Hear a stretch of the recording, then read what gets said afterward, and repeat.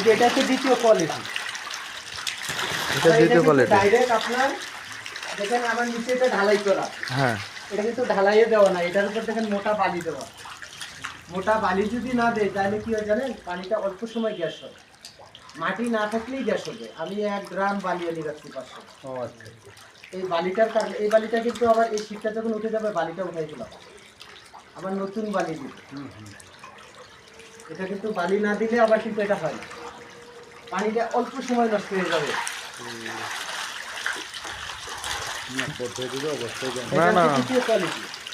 এটা দ্বিতীয় কোয়ালিটি। হ্যাঁ, যেমন এটা থেকে আপনার পানি আনার সিস্টেম। দেখেন আমি এটা উঠাই, সব পানি চলে যাবে। আমার এটা যদি লাগাই যায় 100টা পানি হয়ে যাবে।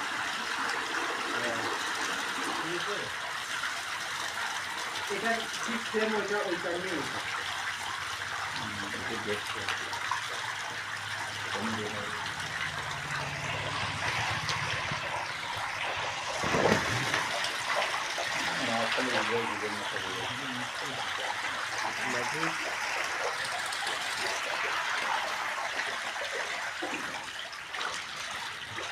অনেক সুন্দর পদ্ধতি আপনার।